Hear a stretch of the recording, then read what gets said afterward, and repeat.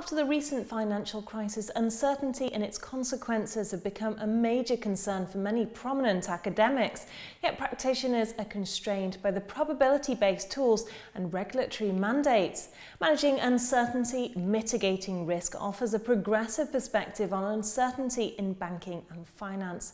Nick Ferruzzi, one of the authors, joins me now. Well, Nick, risk is different from uncertainty, as the great economist Frank Knight said. So how do you define the two? At the time of Frank Knight, they were both used in conjunction. So Keynes and Hayek both use risk and uncertainty. Risk is defined as as events with a single probability, something we can define really well. Whereas uncertainty, we have no idea about how chancy the occurrence is. We may have a range of probabilities. The probability itself is something unknown. So looking at these two things from a business perspective or from a company's perspective, what should they be looking at and why is it a concern? Probability and risk used to be a major focus in financial risk management, primarily because of the history of financial risk management that was born during an era when people believed in probability, when probability had great successes, like as in Black-Scholes or Markowitz's mean variance optimization. The problem is that the real world doesn't have fixed probabilities, doesn't have fixed numbers that you can ascribe to specific events. It's really apparent in some specific areas of finance, in distressed debt, or in emerging markets. It's very clear you cannot easily put probabilities on certain events.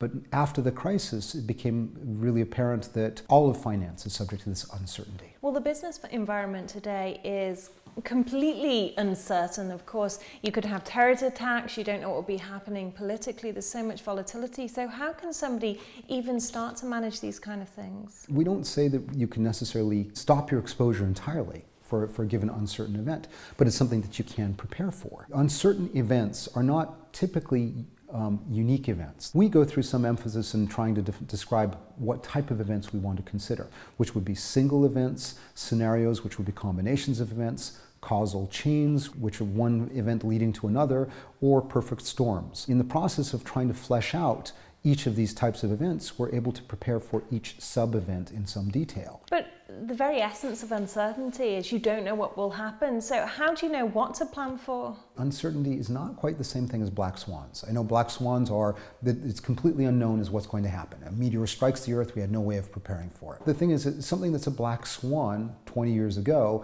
when you get very close to the possible event, becomes just an uncertainty. The Eurozone breakup. Maybe 20 years ago, before the introduction of the Eurozone, one would have had no idea of its possibility.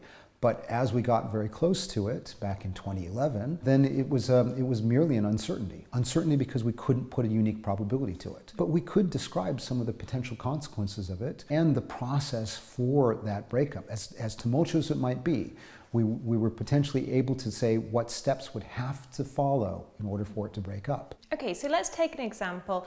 The US elections coming up end of 2016, and possibly we could see Donald Trump as president. It's quite unlikely at the moment, but this could happen. So how could we prepare for this sort of thing? And what should companies be aware of and businesses? Two extremes. I'd say, Donald Trump and then Bernie Sanders on the other side. I'd say Sanders more would change the financial regulation. Financial regulation is a specific source of uncertainty now. Trump, of course, with his bellicose statements, is probably going to make the international business environment much more challenging for U.S. interests. It's not absolutely clear that it will have a direct impact, but perhaps his legislation will. Certainly, if you're a company like an IT company that depends on foreign labor, then you have to prepare long in advance. Maybe you have to consider relocating your operations outside the U.S. so you can have enough labor. And another one would be Brexit, because we know that we're preparing for a Brexit vote in the UK. Now, Brexit may not be immediately damaging to UK interests, but one of the major concerns would be UK financial interests passporting into Europe from the UK.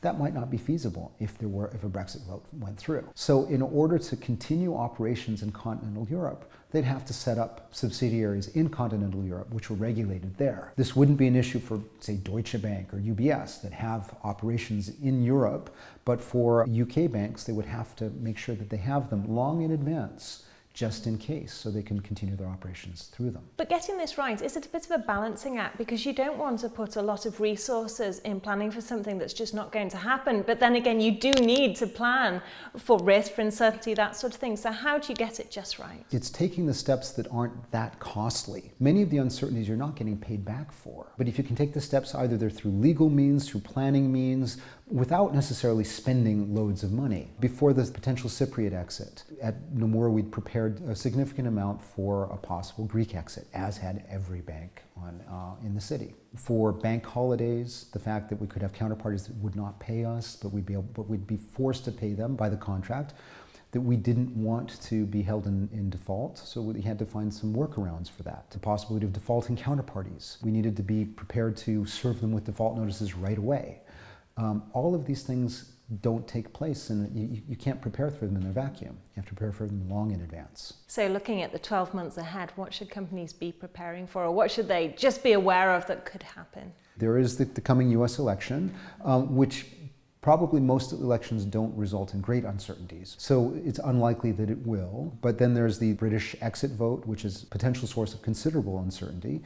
There is continuing banking regulation. You could say the ongoing frictions in the Ukraine and in Syria, continuing frictions with Europe in terms of, as I say, banking regulation, and I'd say over-regulation of UK banks, primarily by the European counterparties. And each of these things is something we have to be aware of.